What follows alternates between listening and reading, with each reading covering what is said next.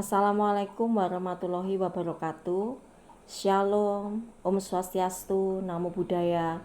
Salam kebajikan, salam sejahtera bagi kita semua.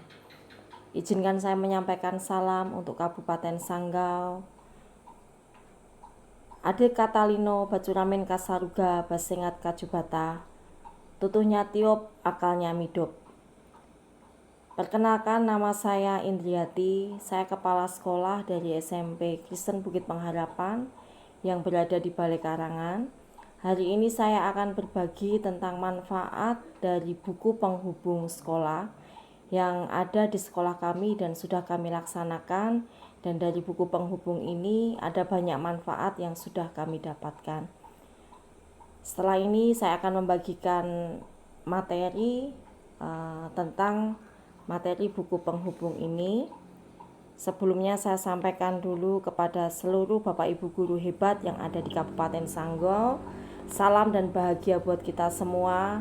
Semoga apa yang kita laksanakan hari ini pada kegiatan TPN yang ke-10 di Kabupaten Sanggau itu bermanfaat untuk kita semua, menambah wawasan kita semua, menambah keprofesionalan kita sebagai guru di kabupaten kita tercinta ini.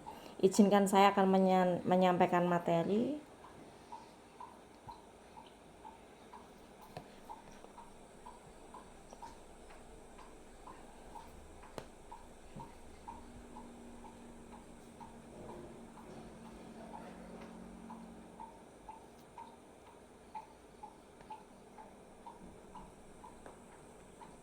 Jadi hari ini saya ingin berbagi tentang manajemen yang ada di sekolah kami, yaitu hasil dari analisis sebuah masalah. Saya ingin menyampaikan tentang buku penghubung menjalin komunikasi efektif antara sekolah, siswa, dan orang tua.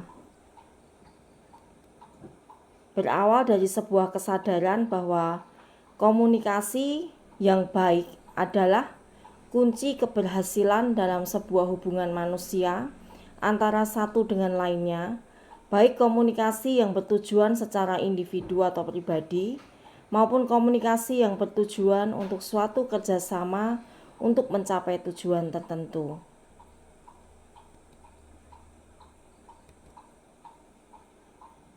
Komunikasi yang baik antara satuan pendidikan dengan seluruh warga sekolah sangat dibutuhkan untuk dapat terciptanya keharmonisan, kesinergian yang solid untuk dapat mencapai visi dan misi sekolah dan tujuan satuan pendidikan.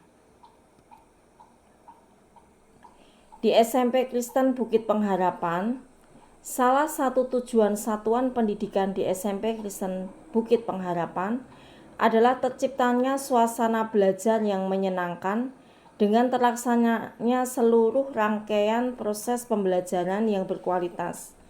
Rangkaian proses pembelajaran tersebut antara lain proses kegiatan belajar dan mengajar di sekolah, proses belajar peserta didik di rumah, proses pelaksanaan asesmen pembelajaran, baik berupa asesmen formatif maupun asesmen sumatif.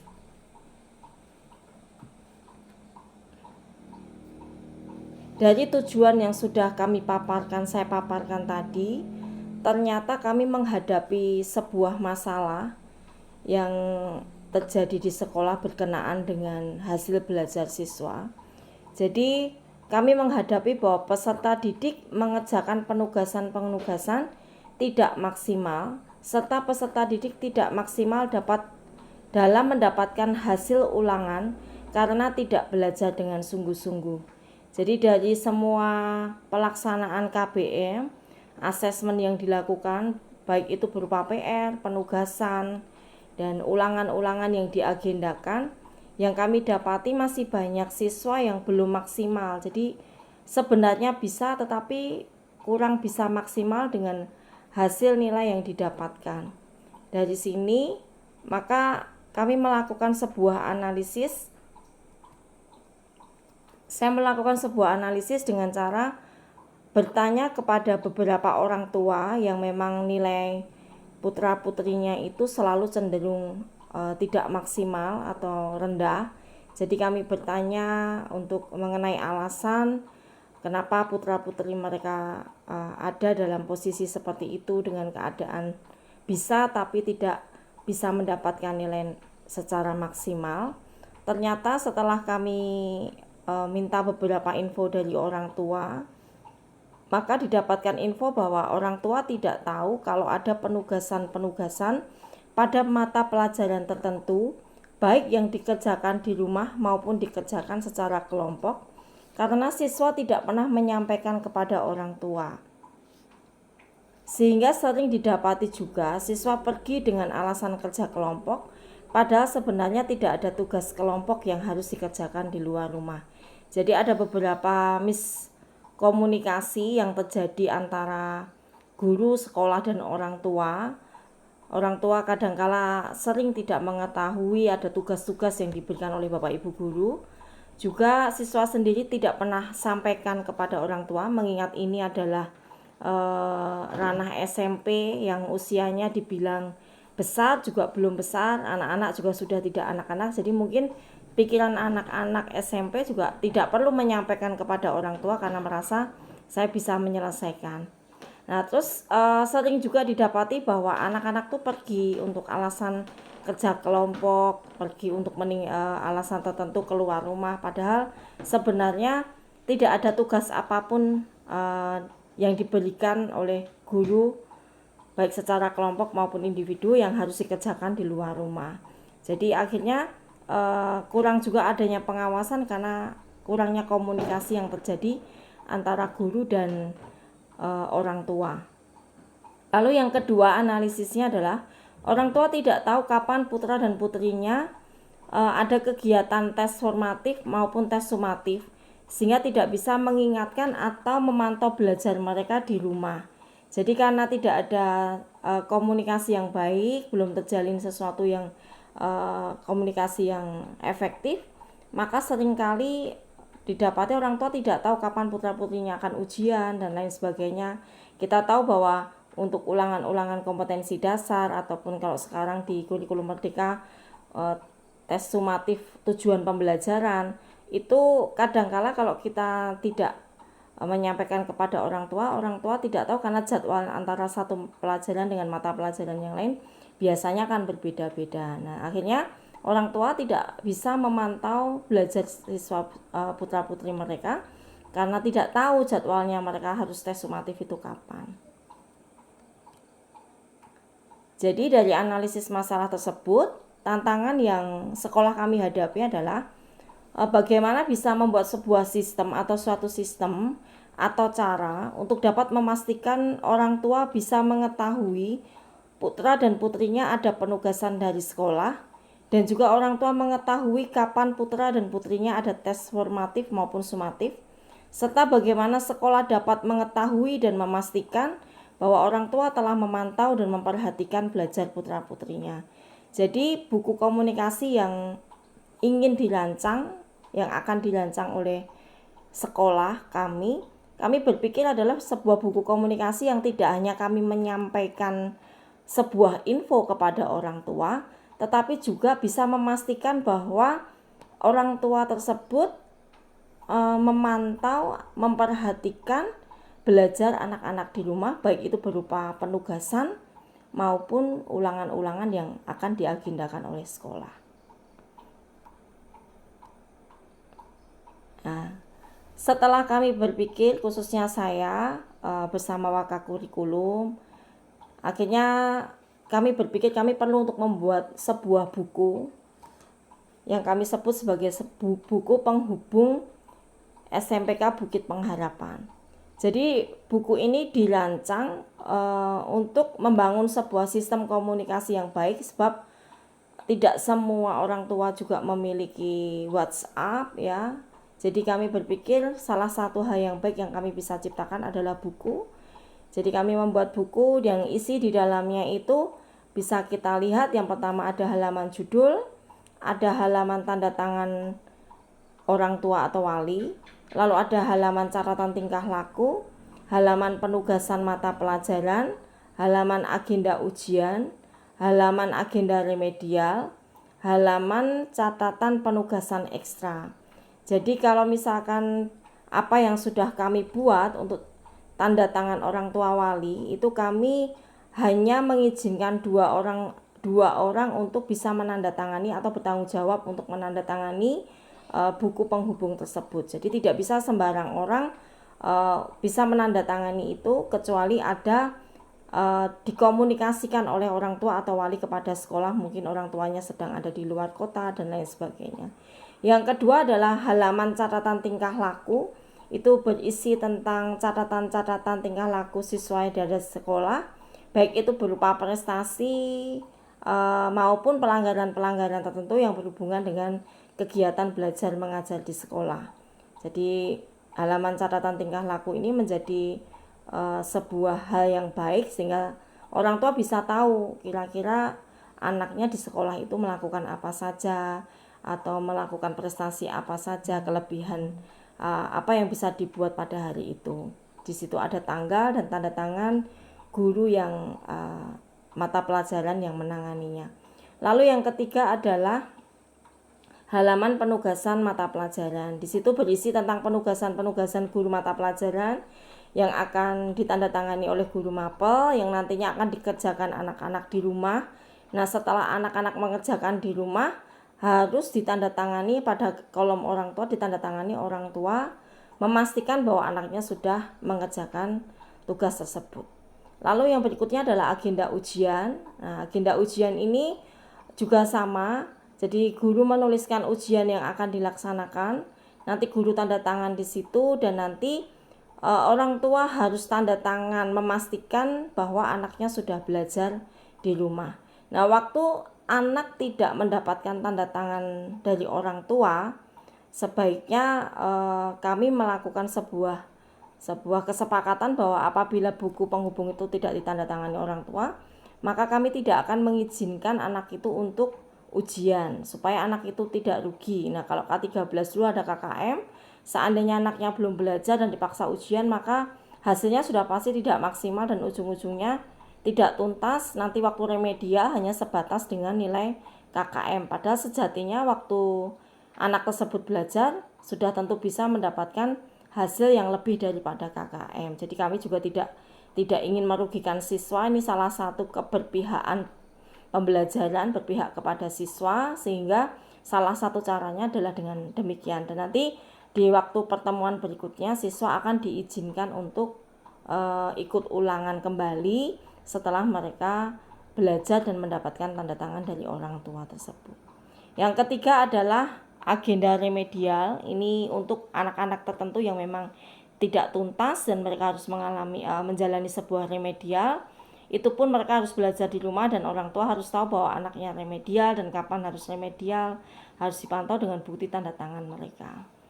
Yang keempat atau terakhir adalah halaman catatan penugasan ekstra. Ini biasanya berhubungan dengan tugas-tugas di luar, misalkan tugas kelompok yang harus mereka kerjakan di luar jam pelajaran, dan mungkin bisa jadi juga di waktu-waktu tertentu, sehingga orang tua bisa memantau, memastikan bahwa tugas-tugas yang diberikan sekolah, anak-anak keluar itu benar-benar karena ada tugas dari sekolah. Tidak ada lagi yang miskomunikasi, siswa membuat alasan keluar untuk mengerjakan tugas, padahal sejatinya sebenarnya tidak ada tugas.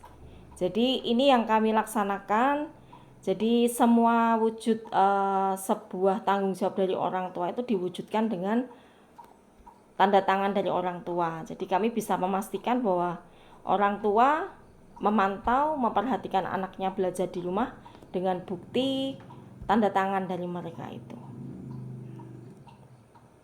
Setelah kami melaksanakan buku penghubung ini, memang terjadi sebuah perubahan yang signifikan, ya, sekalipun belum bisa 100%, tapi memang terjadi sebuah perubahan yang cukup besar.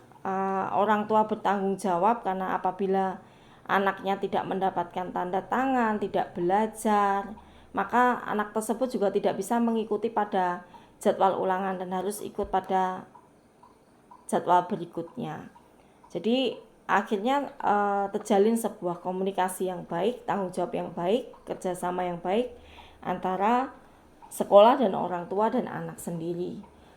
Yang pertama, orang tua berusaha selalu mengecek buku penghubung untuk memantau penugasan agenda ujian maupun catatan tingkah laku putra-putrinya.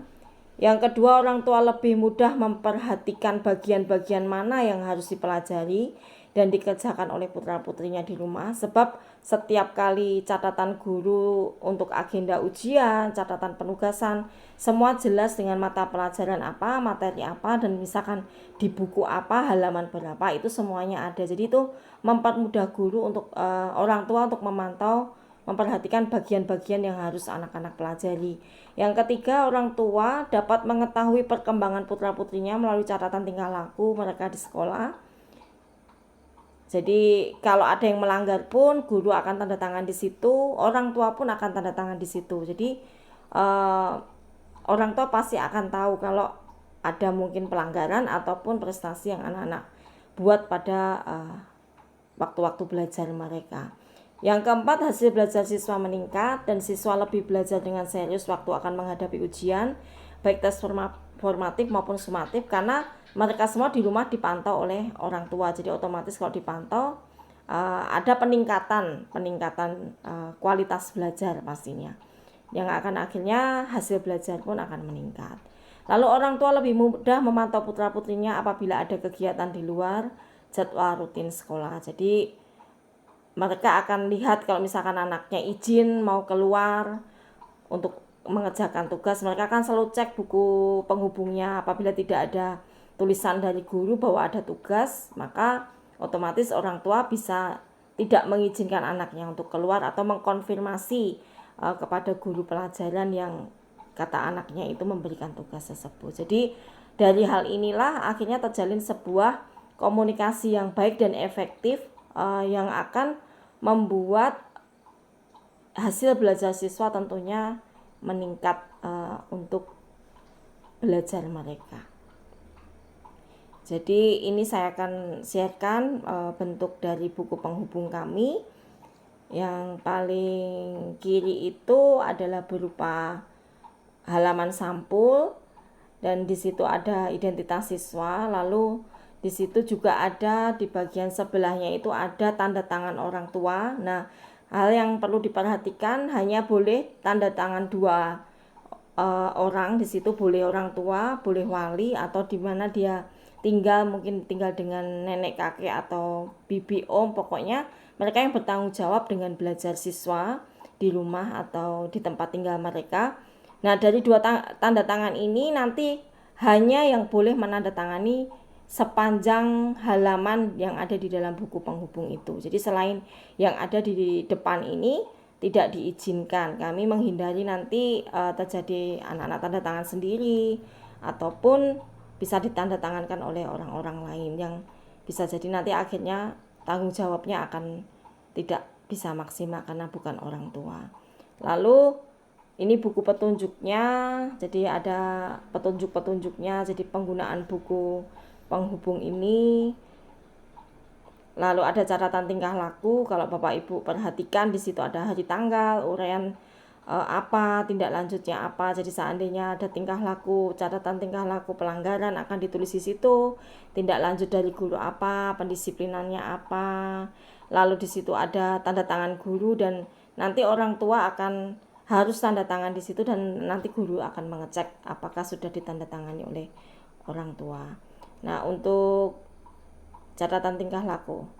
Untuk catatan tugas pekerjaan di rumah juga demikian, mata pelajaran, uraian tugas, hari dan tanggal pengumpulan, dan tanda tangan orang tua. Lalu untuk agenda ujian, mata pelajaran, jenis ujian atau materi uji, hari pelaksanaan ujian, tanda tangan orang tua. Jadi di bagian tanda tangan orang tua itu harus selalu ada karena itu menjadi sebuah kunci untuk anak-anak bisa mengikuti ujian. Ini adalah catatan remedial, sama ada mata pelajaran, jenis ujian atau materi uji, lalu ada tanggal di situ dan tanda tangan orang tua. Ini juga ada kegiatan ekstra, di situ jelas jenis tugasnya, tempat mengerjakannya, di mana tanda tangan guru bidang studi dan tanda tangan orang tua. Jadi itu yang bisa saya sampaikan tentang buku penghubung yang kami laksanakan di sekolah. Kiranya bisa menjadi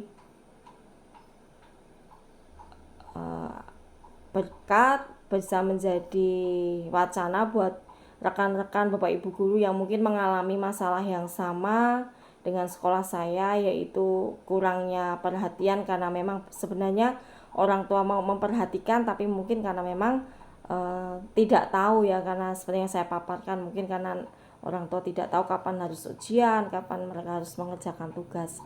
Jadi demikian yang saya sampaikan Bapak Ibu, kiranya kita semua akan terus bertumbuh, berkembang, lebih maju untuk pendidikan di Kabupaten Sanggau kita semakin maju dan terdepan. Terima kasih atas waktunya. Selamat siang, salam dan bahagia untuk kita semua Bapak Ibu guru hebat.